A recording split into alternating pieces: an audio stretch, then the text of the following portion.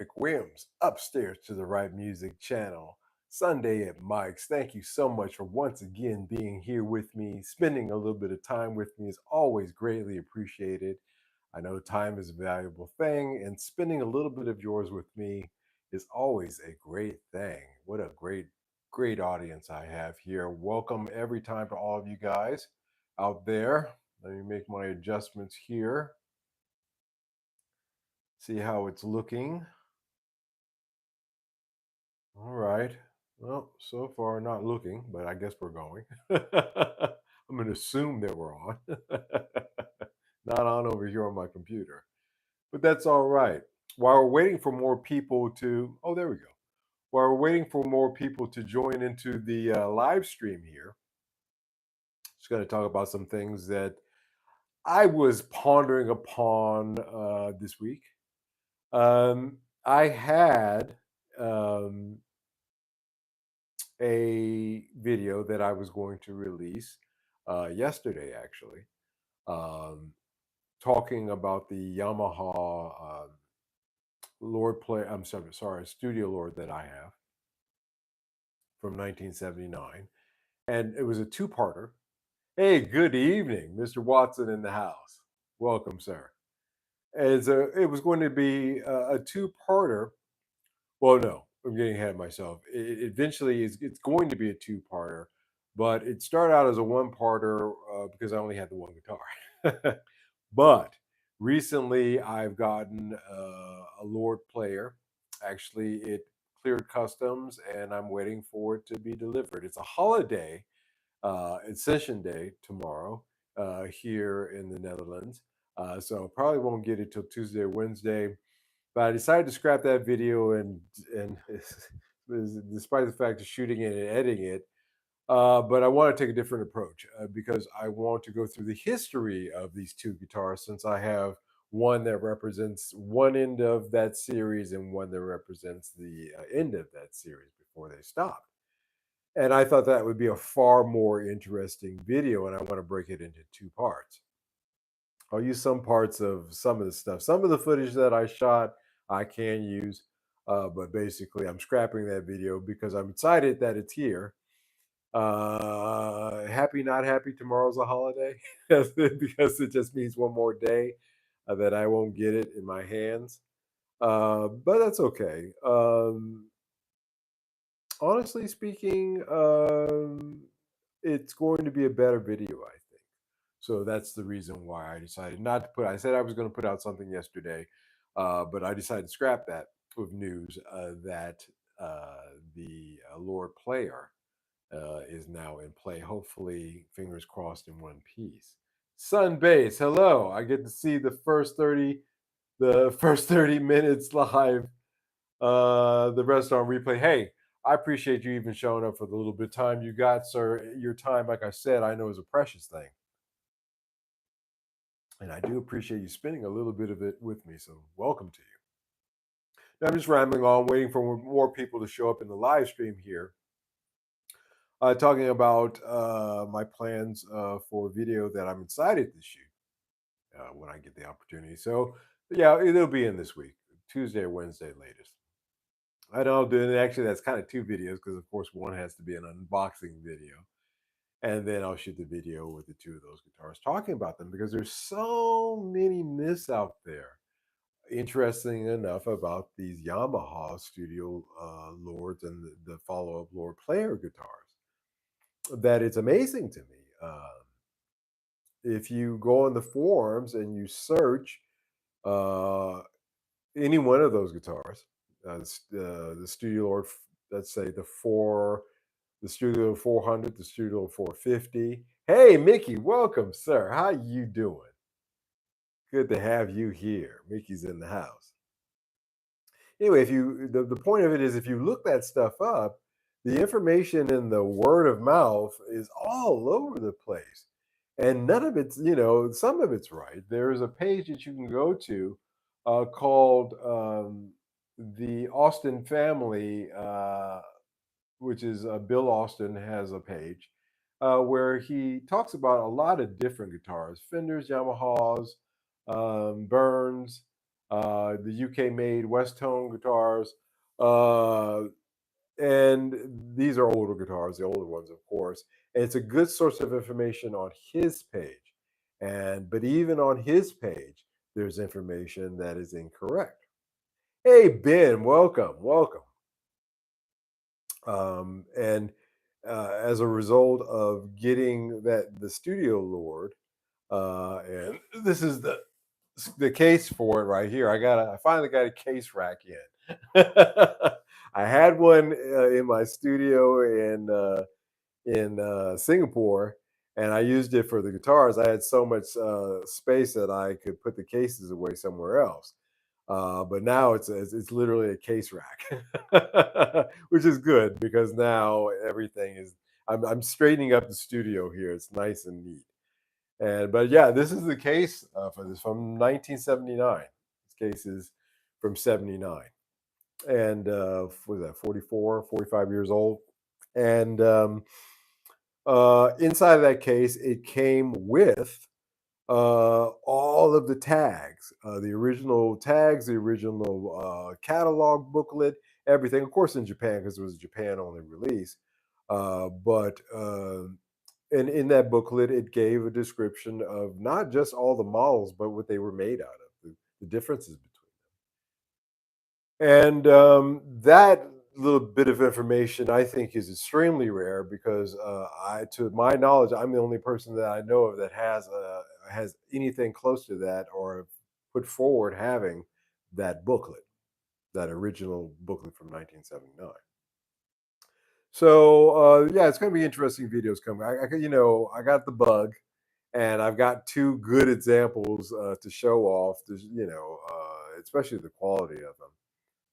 I think you guys are going to like this Lord player that's coming in. And the Lord players are pretty hard to come by. I got a Lord player that's in excellent condition that has come in and just waiting to clear shipping. Actually, it just has to get here from the UPS guy. um, but just to show the differences between those, I'm kind of curious myself. I've never held a Lord player before, so they're not very easy to find. Actually, they're actually pretty rare, and finding them in good condition, once you do find one, that's another thing altogether. So there's that. Yeah, I think we've talked enough here. We've got a lot of people here in the chat. We've got a lot of people watching. I guess I can get into it. Tonight's going to be a fun one. I was getting, well, fun. It's going to be interesting. Funny, I think. But something to think about as usual. Tonight's subject, been kind of heavy. Again, for a while here, hitting on some topics, but I think, again, that they're topics that are worth hitting on. This is the Upstairs to the Right music channel, so we talk all things music. And tonight will be no different. We're not going to talk about. We're going to stop talking about guitars, which I love talking about. I could go on forever about it. But and we're going to talk about AI. And tonight's title is AI music is sweeping across YouTube, and it's pretty damn hilarious. And the pretty damn hilarious part is actually very true. Some of it is really, really hilarious. But before I hit on that topic specifically, I like to warm your minds up with a couple of things to keep in mind uh, in tonight's discussion, in the broader sense of tonight's discussion, that kind of tie into this. Y- there's nothing new under the sun, King Solomon once wrote. And the more that I live, the older that I get, the more I see that this is true. We just get different versions of things. I'll tell you what I mean by that in a minute. I was listening to this tonight's topic was sparked by a conversation I was listening to Ted Giola. Um, he's a writer, and Anthony in the house. How you doing, sir? Welcome. Good to see you. Um, Ted Giola is a writer. He was recently interviewed by Rick Beato, but he's done TED Talks. There's a lot of stuff on YouTube with the guy. And he was talking about AI himself, the subject of AI himself, and what his thoughts on it. Being an industry insider, or at least having connections in the industry, pretty deep connections in the industry. Uh, and I'm always interested in hearing from guys like this because, again, they have insights that you and I are not privy to. Frederick Rogers, Mr. Rogers in the house. How you doing, sir? Good to see you. I hope you're doing well, sir. Hope you are feeling good. I hope you're doing well. Um, Now, Ted told the story of a guy. This is a part of the conversation with Rick Beato that started getting my mind going. Is he told a story of a guy named Johann Rohr. Now, if you go over to Wikipedia, you will find Johann Rohr is a Swedish musician. In March of 2024, a Swedish newspaper revealed that he is the composer of over 2,700 songs on Spotify, where they had been streamed more than 15 billion times. Now, to put that in perspective, that's more streams than a Michael Jackson, a Bruce Springsteen, a Prince, Aerosmith, you name it, Beyonce, more than Taylor Swift. Okay. All right. So this guy has had more streams, uh, 15 billion of them, with his music. The composer published music under more than 650 different names. Now, I want you to put a pin in that little tidbit of information because that's going to become relevant later on in our discussion. But under the aliases, nom de plural, of a lot of different female names, guys' names, bands' names, you know, that. But it was all music that was coming from him. With his combined number of streamed songs surpassing those of artists such as ABBA. Okay, I don't know if you guys know how popular ABBA is, but they are and forever will be. And over here in Europe, they are like they're it. And when one of the members passed away, it was really a national day of mourning across Europe. Really, seriously, that deep. This guy has had more downloads, more streams than them. Right now, what's the point of this, Mike? Well, one of the interesting things that said, Ted said, one of the interesting things that Ted said regarding this guy is that it turns out that his music allegedly is owned by Spotify. They're the publishers of the owners of his music. So, in other words, and he pointed out that he looked at one of the guy's songs that had 10 million streams, and he went to YouTube to find the same song, and it only had 100 streams. So the implication here is that Spotify is creating their own artists or guys to create music that they own that they can pay themselves. They can push up in the algorithm and they can pay themselves instead of paying royalties to the artist that they should be. And it's diabolical. Oh, I thought you said Mike it was going to be happy talk tonight. Oh, see, I fooled you. Actually it gets better later. Trust me. But the diabolical stuff up front, and this is a fact. This is a fact. Um, and you know, I've always felt that there was a period of time in the last, to my mind, it feels like the last 15 years. It may be more, but we'll say in the last 15 years, I feel that, no, I don't like that word. I think that um, music uh, has, and I think you guys can agree with me, has really degraded, not just in terms of its lyrical content, which is certainly in a lot of cases bottom of the barrel. And even when it's not, it's just bad.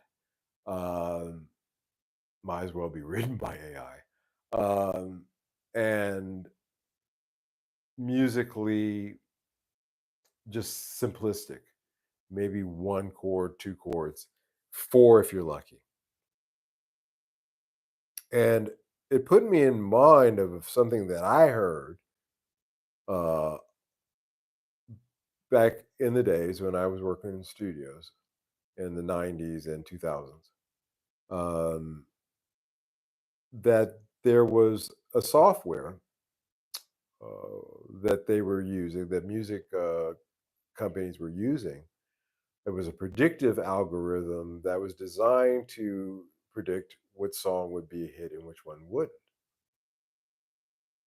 And the music companies got sold on this software, and they used it as gospel. This is not surprising to me. There was a bank that was during the bubble in Japan, the Great Japanese Bubble, that was seeking its financial advice from a porcelain frog. You know, it's a story for another time. But it doesn't surprise me that they took this algorithm as being gospel. And as it turns out, they found that songs based on the 1/5, six minor, and then four chords were the ones that were popular. Maybe slight variation on that, but basically that chord progression. And producers got hip to that, and they said, "Well, we're gonna have a chance to get a hit. We might as well start writing in this progression." And you started to hear a lot of songs that sounded like that. Nickelback, you started hearing a lot of stuff that was written like that, and that's why it all started to sound the same. And here we have what I think. The reason I tell these two stories is, first of all, fudge in the system is something that's nothing new. Paola used to be one. This is just a weirder version of that, in my opinion, when it comes to this Johann Rohr guy. The second thing being with the predictive algorithms taking over and dictating to the studio, the recording labels, and therefore the producers what was a hit and what wasn't, and therefore everything ended up sounding the same because of course everybody wanted to hit, so they discovered, hey, these are the songs that are getting through, these are the ones that aren't, just write ones like that. And that's, you hear that all the time. Write like this, sound like this. It's like, that's not a creative space, that's a machine. That's a CNC press.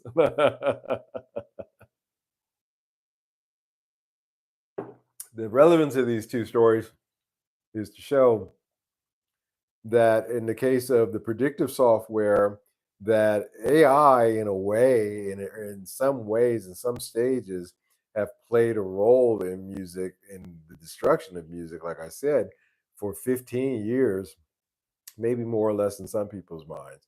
But there certainly comes a point, I'm sure all of us out there could say, if you were paying attention, and I was only passively, not actively, hearing music during that time, it all sounded the same to me,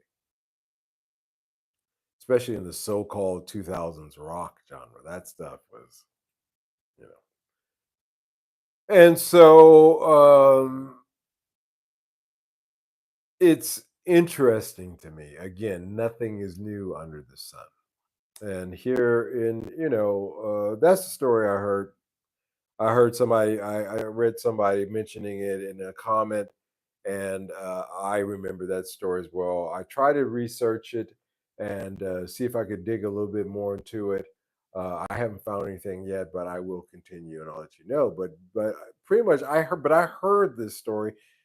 I know there's got to be a news article because I've known this story for years. It's been decades since I've known this, that they were using predictive software. This story has gone around.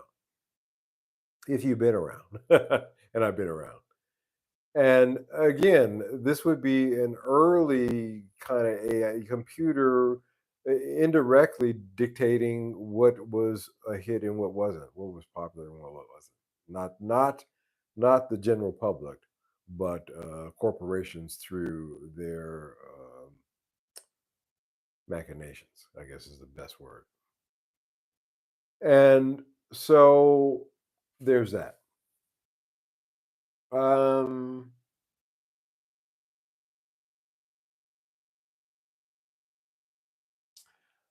So flooding the market and predictive software are common, is what I wrote. All right.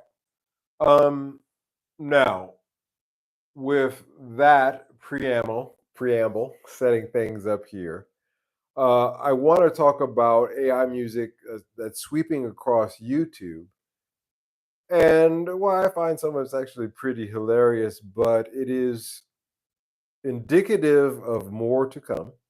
First thing, it's nothing new.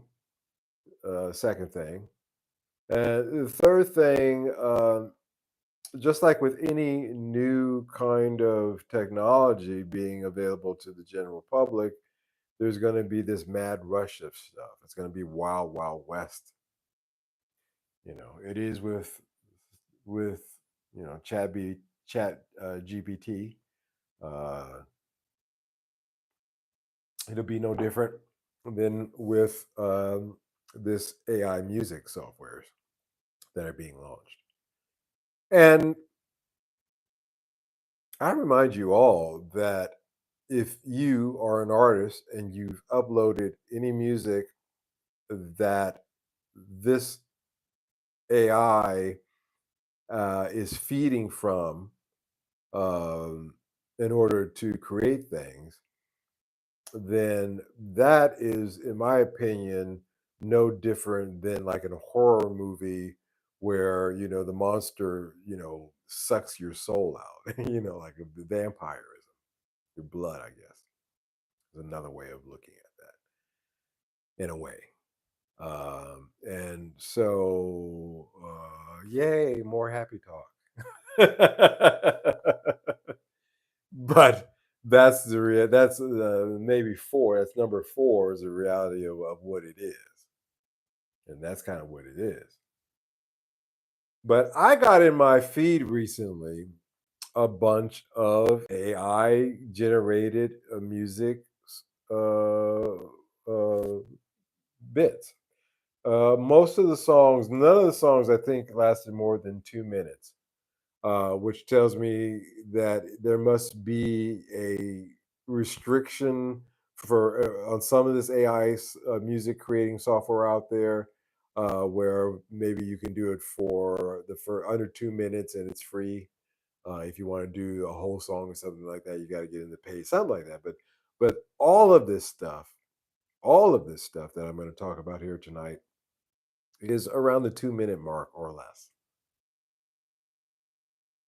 What it is somebody putting in really raunchy titles into an AI software and prompting it with write it like a 60s song, write it like a 70s soul song, write it like a 90s hair metal band song. And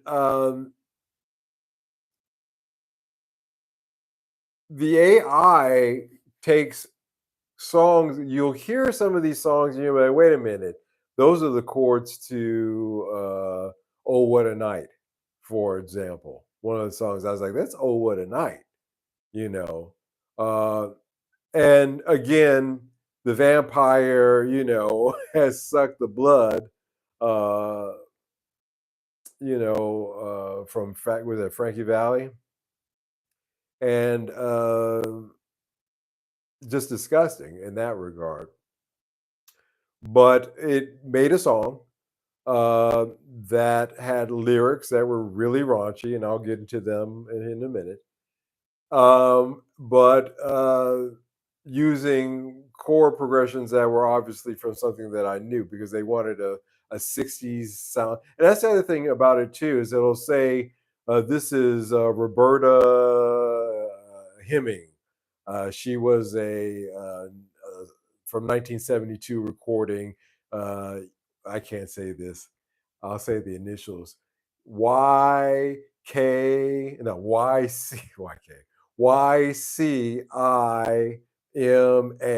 And the first Y is you and the A is ass. I'm not going to tell you what the in between of that was, but you can use your imagination.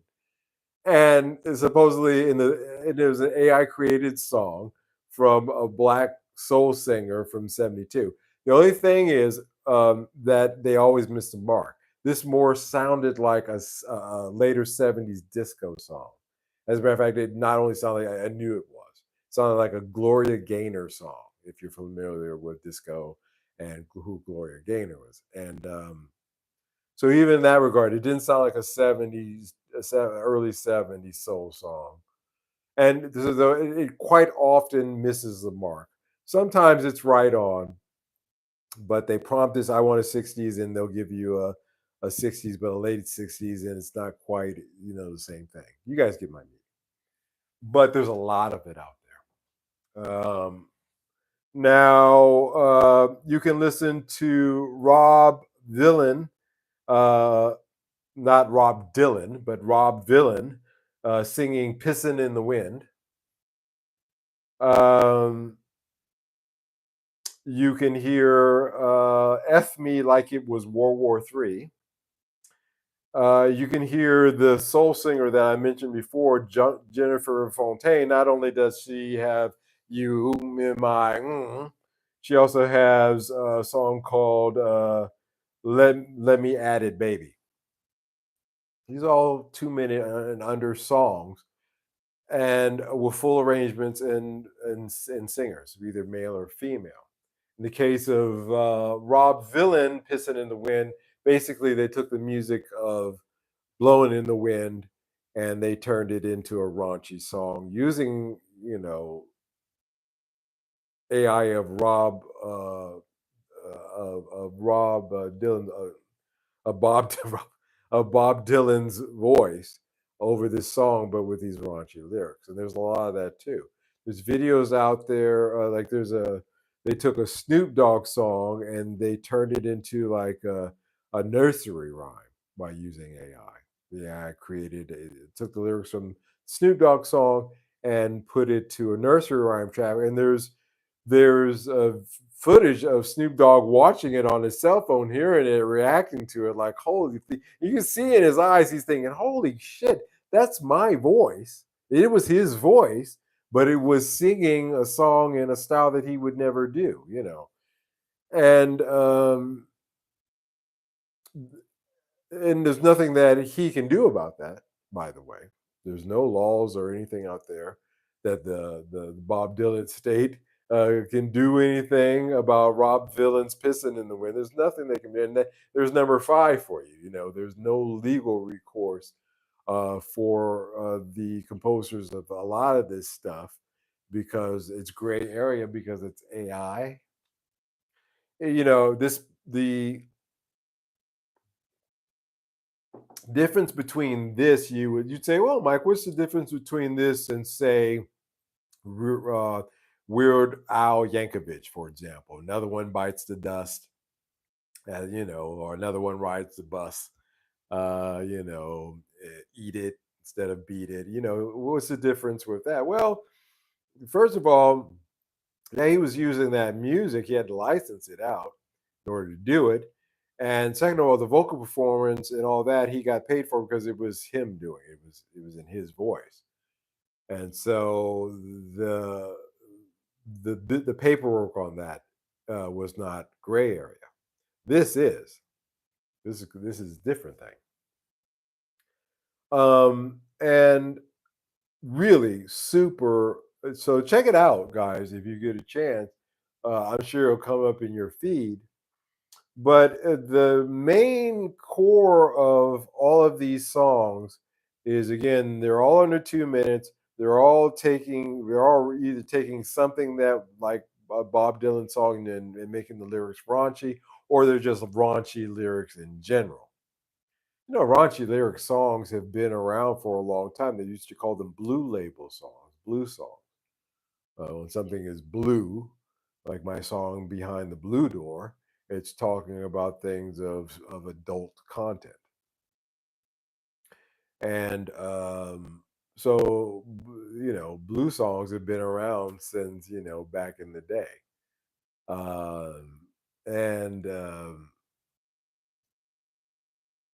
Fast forwarding that into the modern age and putting it on YouTube, and using AI in order to create it is again, it blows your mind, of where it went from where it was when I was a kid to where it is, now. So, a half a century, unfortunately, later, which is not a small amount of time, but still, it's an amazing thing to see in one's lifetime. First of all, and another interesting thing about these channels, and I will talk about them here in a minute, that put out these videos that are starting to proliferate on YouTube, is that they have comment sections.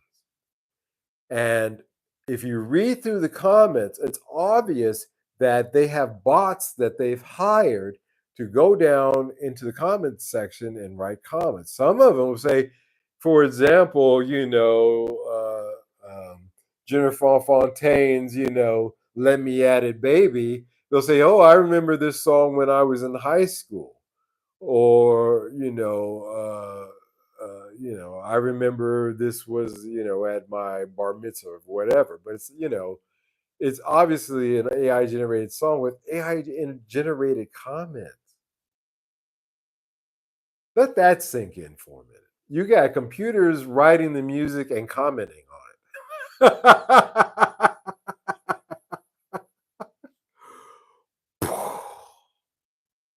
Stephen Whitney in the house. Hello, how you doing? Good to see you. Welcome, welcome, welcome, welcome to all of you guys. Take a little break here to say thank you so much for taking the time to watch these live streams. If you haven't hit the like button yet, do so. Hit the like button. I do appreciate it. It does help with the YouTube algorithm. And if you're watching this in the rerun, do the same. I appreciate it. Yeah, you got computers writing the music and now writing comments on it. That is no BS. That is for real. That is happening right now as I'm speaking here on YouTube. Michael Watson, this is getting out of hand real quick. Yeah, buddy. Yeah, buddy. That's a nice Fender style neck. Yeah. Uh, this is I actually did. Funny you should mention that. The body that this goes to, I actually did the primer work on. I finally was able to do some primer work. This is going for a project. I have no Strats in the house anymore. The two Strats that I had that I basically refurbished, those are sitting in a shop right now, a clothing shop actually. They wanted to take them in for display purposes, and they're going to sell them on consignment. So I've got no Strats anymore in the house. I went from this having mega Strats to having none. So I got to finish up with this. This is a Temu neck, when I was doing my Temu ordering. Uh, it's a faux Tiger maple neck, but it's pretty nice. 22. It'll do for the project that I'm working on. Yeah. If tomorrow the weather is good and it's a holiday, I will then put on the first color code. And here I am 12 hours before said event, and I still haven't decided on which color it's going to be. Still debating.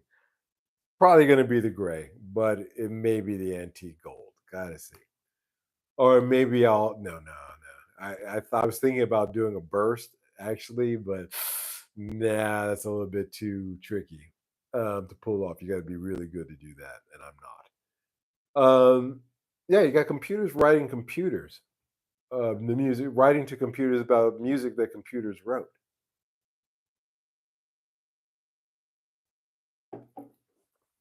And some of these websites, these YouTube channels, there's Vinyl Nightmares, there's Sweet Sounds of the 60s, and another one is called the Unusual Record Store.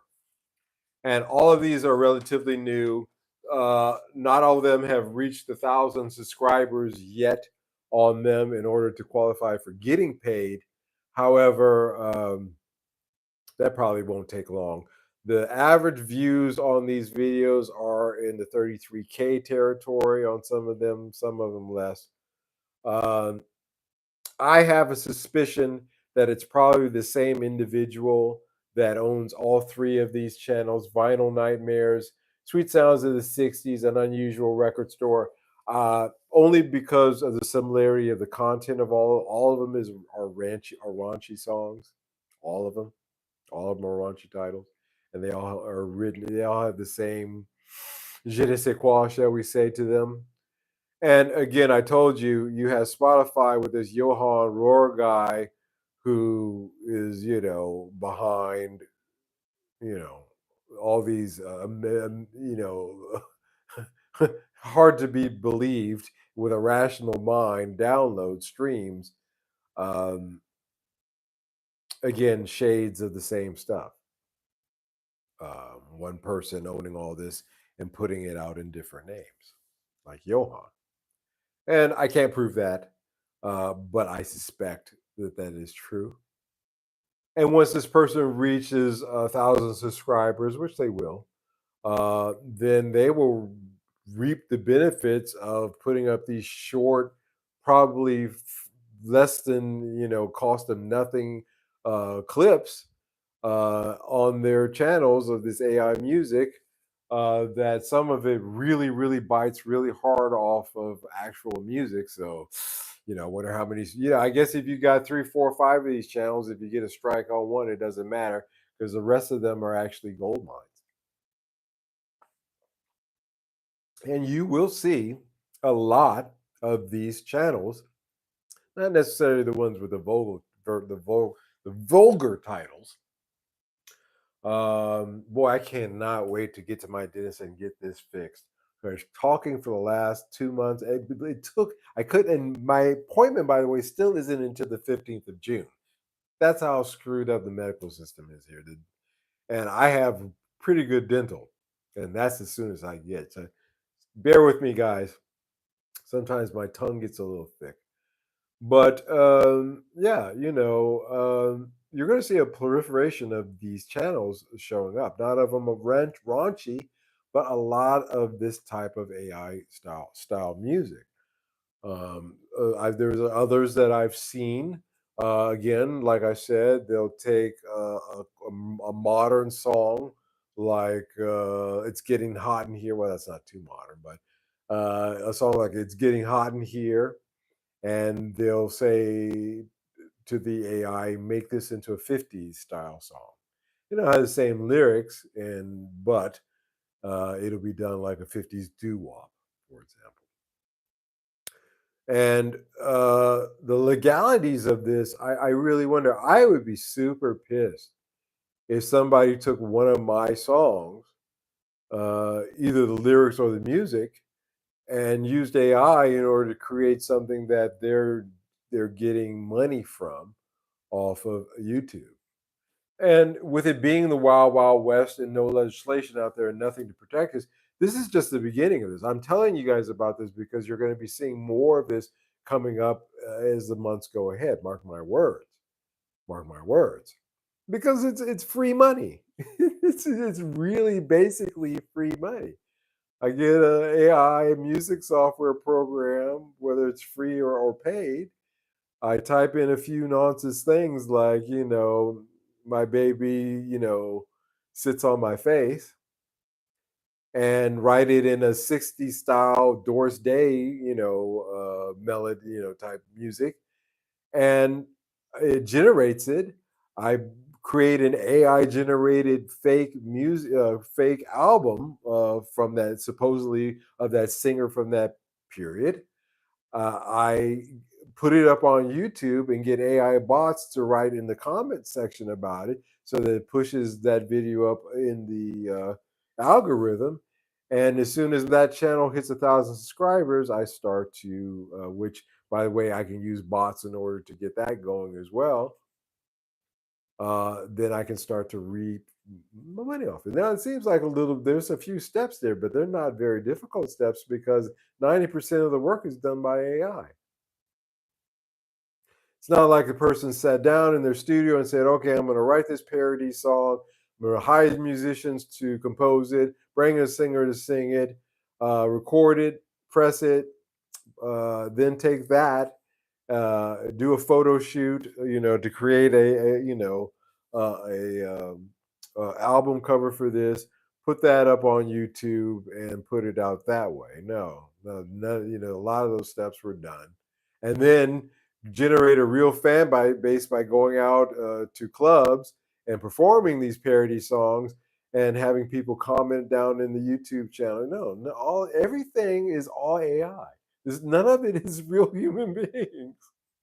In the case of this stuff that I'm talking about tonight, yeah, there'll be a few human beings that'll comment in, but go to these channels again. You can check it out yourself. Vinyl Nightmares, Sweet Sounds of the '60s, and Unusual Record Stores, just to name a few. The ones that I think are owned by the same person, run by the same person. But check it out. And it blew my mind. I was like, holy friggin' cow. I went from playing you guys that Uba or whatever it is, that AI music software, a few live streams back, to the point now where I am seeing it on YouTube and seeing as people using it as a money generating source and getting money off of other artists. Maddie Two Hats, welcome, sir. It ain't a party without Maddie Two Hats in the house. How you doing? Just talking about the insanity in just the last few weeks since I talked about AI. I didn't think I would talk about it again anytime soon. I thought that the Ted Giola TED Talks, and some of the other stuff I saw in the interview on Rick Beato were stimulating, but I was able to tie a few things together here and show you. Well, first of all, this is nothing is new, and second of all, in YouTube land, I could create 100 accounts under different names, and using AI, I could generate content all day to fill that stuff up, and then some will eventually get copyright strikes. That's okay because I got 99 others. I got 99 others, and a copy strike ain't my problem. Well, you guys get the gist of that. Bad joke, weak joke, but that is the truth of it. That is something that is occurring as we speak. And again, 90% of the work is AI generated. The music is AI generated. The image to attract you in is AI generated. The comment section is 90% AI generated bots. This shit is crazy. You guys want to know, where is this going? And I'm telling you, I'm saying that it's wild, wild west, and it's going to be this way for a while.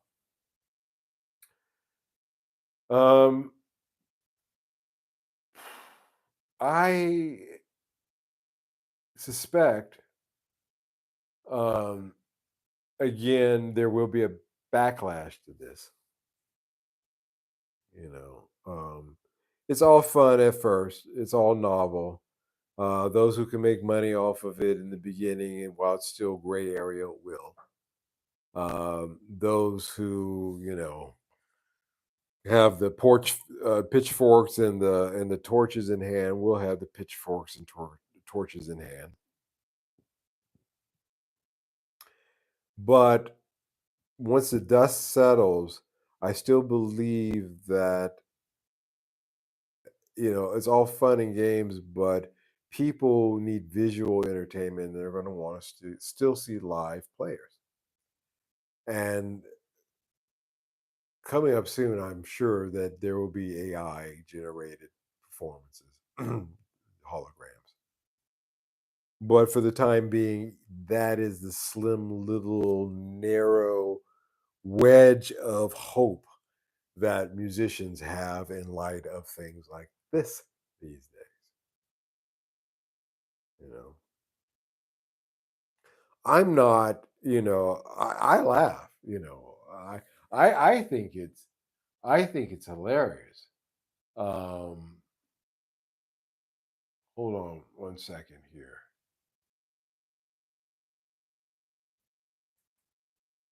Can I get a little bit of this going?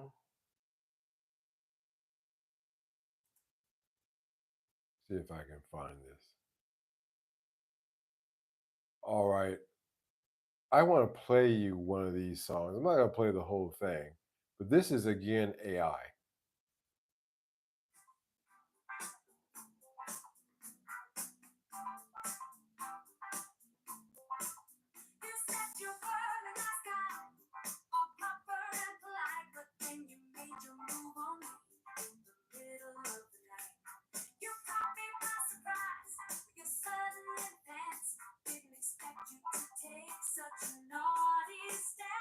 Okay, I'm gonna stop there because it goes south real hard.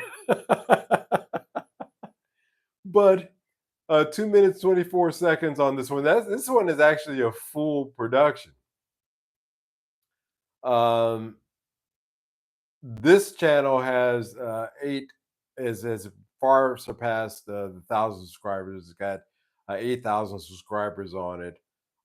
This was just uploaded 10 days ago, but this is a completely AI generated song. Now you heard the quality of the vocal on this and the music. Again, it sounded okay. I'm gonna stop there again, but you heard it had that production value to it that you would expect from what this is supposed to be is from 1972, but no, it's actually more like 1977, 78. And again, that's why I said that's where the AI is a little bit off. But again, the female vocal is is okay. It's good enough.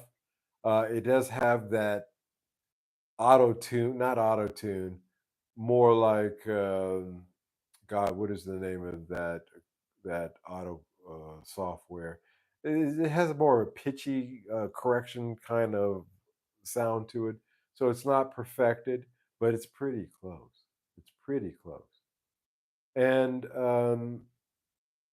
again, this here has how many views has had? It was uploaded 10 days ago, and it has had where is that? Um, where's the view count on this thing? Oh, 4.4K views and 566 comments, which, by the way, is just something that doesn't happen, even with channels that have hundreds of thousands of subscribers. Uh, you're only going to get about 10% or less down in your comment section. And so, just the numbers here, the ratio between the views and the comments tells me alone that a lot of this stuff is bots. My grandmother used to sing this song every Sunday morning before church with 25 likes. you know, um, to be perfectly honest, I wasn't confident that this is the best choice for our high school graduation prom theme. But I'm big enough, man, to admit that I was wrong. Turns out everybody loved it and played it several times throughout that enchanted evening. Again, this stuff is not, this is not These are bots that are writing this stuff. And then every now and then you'll get a comment from somebody that says it's hilarious AI song. But it is, again, AI music with an AI singer with AI comments. What more can I say? I mean, if you don't see where, the implications of where this could go from here, then I don't know what to tell you. And none of it's good. None of it's good. Again, the small little ray of sliver of hope is sunlight that the working musician has is playing live. This lovely song is eventually going to have to be played. Uh, there's going to be desire to want to see it played live, and you know, they're not going to be able to do that. So it's just not going to happen. So again, the one small little bit of hope we have is the fact that live music is probably going to start to thrive. I think that uh, on the independent side, we have an opportunity here. The Terminator movies were right. Yeah. Well, this is just in music. I saw some movies, short clips that were completely AI generated uh, that blew my mind. Um, there's some funny Star Wars stuff out there, short clips. Like what happens if Darth Vader gets on an elevator with a stormtrooper, and they got this long ride down, and you're standing there with Darth Vader. But it's all AI generated, real voices, but that is not necessary. You can use AI voices now. Technology is there, so it's going to extend into the movies as well, and it's part of what I call the great deception because you won't be able to believe anything that you see or hear is real at some point. We can still see a live band on stage, live musicians. So we know that that's real. Are they playing to a click track and lip syncing? Well, even that will seem less offensive than this AI generated crap. So yeah, dig that.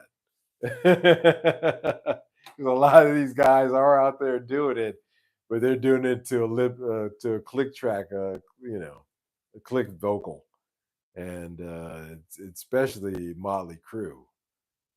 I saw a performance of them and Vince Neil. Too many cigarettes, too much Hennessy, too many cigarettes, something, because the voice is gone. And yeah, um,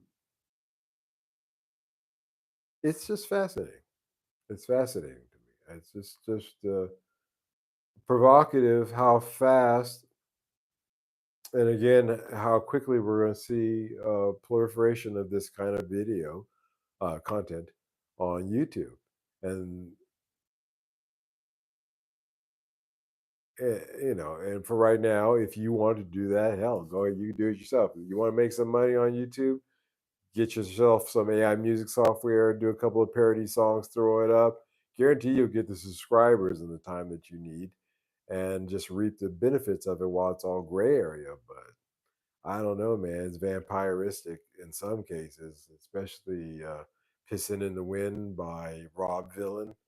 That was blowing in the wind music with Bob Dylan's voice. How you get away with that? In the case of Snoop Dogg, that was Snoop Dogg's voice. There's no protection of your voice. So we can have all new music from Prince, for example, come out and he never sang a note of it. It's all a computer replicating his voice. Like I said, if you start going down the line with where this has the potential of going, it's just ugh, you know, it's not groovy. It's not happening. It's not a terrific thing. But okay, so what was the funny part? Damn hilarious part. Well, the damn hilarious part is these songs. You heard that? It's just I don't want to play it for you, man. I don't play blue music on my channel. I'm actually trying to keep it clean here, PG-13. Uh, but it cracked me up when I heard it. I was kind of grooving along with it, because it did remind me of a lot of the cheap disco songs. Not the big, Saturday Night Fever soundtrack ones, but the cheap, D-list, singers of the era that I remember when I was a kid. There was this guy named Rodney who had a disco song called Ride O Rocket. And I guess the metaphor there is not lost. But again, that was a real singer. And I remember my friend Patrick, who lived up the street from me. We went to the record store at the Fox Hills Mall and he bought that. He bought that single. And I went home and listened to it. It was just a metaphoric, for his penis, disco song. And this, what I just played you is no real difference, except for, again, like I said, Rodney at least was a real singer in the 70s with a real band that produced that and a real studio with real equipment, a real engineer. This modern day version of it is none of that. And again, another thing is, does it devalues music, doesn't it, anymore? Because you don't need to hire a studio to do it anymore. You don't need to hire musicians to play it. You don't need to hire a singer to sing it. And if there's no value in paying these people wages, then there's no value in the thing. There's no value put in to that which you created. Really, in a lot of ways.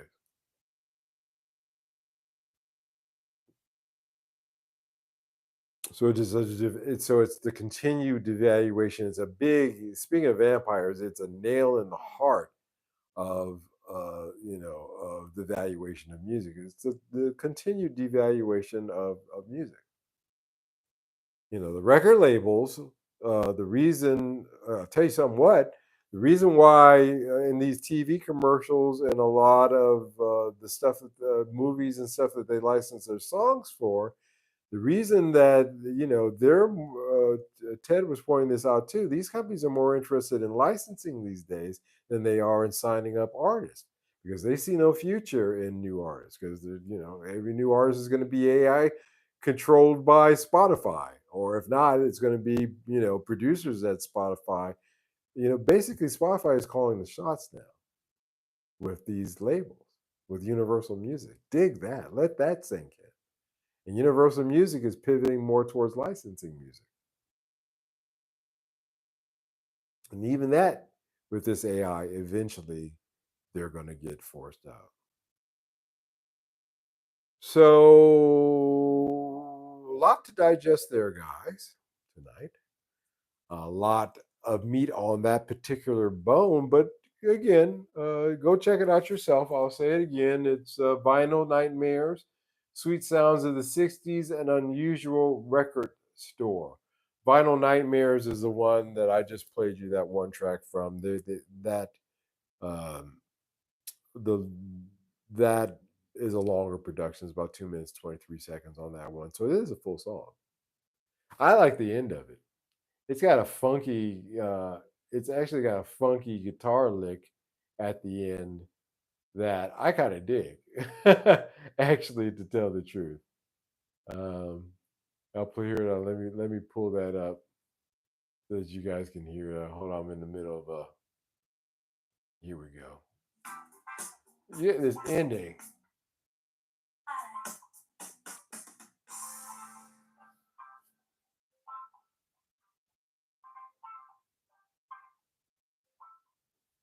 Can you believe that wah wah guitar? So that's computer generated. I can hear it because it doesn't quite sound quite real, but it's close enough.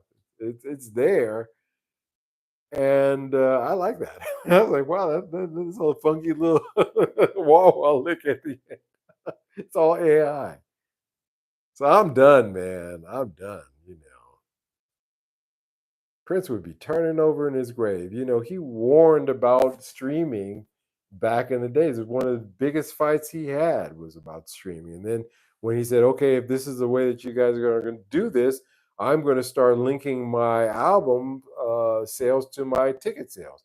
In other words, if you buy a ticket to a Prince concert, you get a copy of his album, and that counts towards SoundScan as a sale. And he was the first one to do that. And then they changed the rules so you couldn't do that anymore.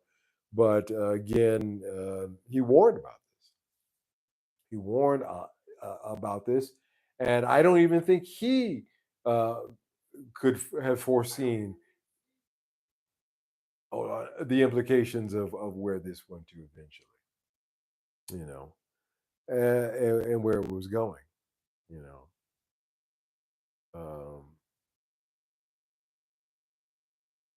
for me as a composer, as a writer, I feel here's a good time where I don't think in this case it's a good use of I feel discarded in some regards, but you move on. Like I said, you want to make some. I could easily say, hey, you know what? I'm going to get AI software and I'm going to start. I've already established my channel, so every now and then I'll put up a funky AI track and track more people. But I don't want to do it. I don't want to have anything to do with it because again, the way the computer learned to do this was stealing from real artists. It didn't teach itself. It copied. It's AI is not a really, because an AI computer would say, okay, you know I'm going to teach, I'm going to learn how to play these instruments and myself, and then it would really, if it was true AI, it would be something unique. But no, this is just a fancy, sophisticated copy and paste with a veneer of of it being real people when none of it's real. I don't consider this Johann Rohr guy. He's a real human being, but I don't consider him to be real in the sense of a real, serious artist. He's like I said, he's a human CNC machine that got hired by Spotify so they could cheat other musicians such as myself, real artists, out of their money. Didn't Prince also warn us about cloud seeding? Yeah, he told the story about when he was a kid in Minneapolis, and he'd say, "Hey, you'd just be chilling with your friends, and all of a sudden, it's just the mood would change, and everybody would get upset." And he said, "I was noticed that there's chemtrails going across the sky, and Dick Gregory found out that magnesium causes agitation in human beings, and that they were using cloud seeding in order to spread magnesium in city centers in order to affect the way that people behave." So yeah, he talked about that. That's his story. That's the story that he told. Um, but yeah, I don't even think that he could have foreseen where it was really going. But again, as I started out tonight's live stream, talking about, you know, Spotify and how they're fudging things, and also about the predictive programming software that was used by record labels in the 90s and the 2000s. How none of this is, and that was that was copy and paste too, because if everybody was basically writing the same chord progression songs, then that's why everything sounded the same, in basic same keys. I guess you change keys, but you know, even I'm sure the software even told you what key was popular, and therefore will copy and paste. Now you've cut all the musicians and producers and engineers and tech guys and roadies and all that out, because now the AI is doing the same damn thing. The implications of this, I haven't, one of these days I'll be gardening like I was today. I have an apple tree that I need to transplant. I do container gardening, big containers, but I had to transplant an apple tree today, And I started thinking about this and all the implications of it. And none of it was good. So I share that with you guys tonight as a subject that I found interesting. I hope you do too. Um, Go over to Rick Beato's channel and listen to that conversation that he had with Ted, and listen to some of Ted's other stuff that's available on YouTube if you want to get it just for his thoughts on this. Um, Mine, again, like I said, is just going back and saying that nothing, I've seen this before. It's like I feel like Groundhog Day. It's all, different riffs on the same, bullshit in my mind. But it's getting more nefarious and it's squeezing and squeezing and squeezing and squeezing. And this, again, like I said, this is the music industry. Think about if you were a writer. How many how many books out there? He was talking about that too in that talk, that interview. How many books out? Because he's a writer. He says, how many of these books? I went on Amazon and I tried to see how many of these books are AI written books and how many of them are real writers. He says, I couldn't tell you. It's going to get a point here on YouTube where you're not going to, because they can do the video. Once the video technology comes down, they can do videos with music, and none of it is real people. You won't know which one is real and which one is fake. You will not know. And that's scary. Because again, that means that you can't believe what you see or what you hear, which means that you're going to have to start approaching things with a different sense. All right, guys. I don't sell. My birthday month is June, coming up here. During the month of June, on my Bandcamp page, I am going to be doing a June sale on my music. And I am potentially going to be, I'm putting together a third album of stuff that I hadn't released and putting it up. But I am planning on doing a sale in June. Um, doesn't really help me here in May. But I will say go over to Bandcamp, take a look at the Asanoki albums. Uh, Written produced by myself, Mike McWilliams. So either put in Mike McWilliams or Asanoki, and they'll direct you there at Bandcamp. In June, I'll be doing a sale on that. If you've been thinking about buying one, I'm going to tell you wait until I do the sale in June to buy it. But do bookmark it and say to yourself, I am going to support this channel by doing so when that time comes up. And I would appreciate that. I don't sell T-shirts. I don't sell mugs. Um, but I do sell music, and I think it's a fair exchange. Although a coffee mug has its uses too. But there's that bit of business. Unboxing coming up this week, video for sure. Absolutely. We're going to have a Groundhog's Day unboxing here because it's going to be yet another 50s 62 reissue base. But boy, you guys have got to see its candy apple red. This thing is beautiful. And a 1984 Lord Player 400. This is one of those guitars that are built on the same level as the Orville by Gibson guitars from the same period of time. As a matter of fact, in my opinion, these were the precursor. These are kind of the guitars that Epiphone was looking at and saying, hey, we can do that too, that Yamaha was doing. So I'm excited to bring that unboxing this week, guys. Coming up here, please do take the time to watch that when it does get uploaded. I will see you this Wednesday for the Wednesday Night Hump. And until then, you guys take care. Thank you so much for showing up as always. You guys that are constantly showing up at every live stream. I want to let you know I look forward to seeing you guys. And I do appreciate you being the community that came together to support me like this. So thank you guys again for not. I'm here, you're here. We both, can say that we had a good time, and I appreciate it. So thank you guys. You guys take care, and I will see you again on Wednesday. Bye bye.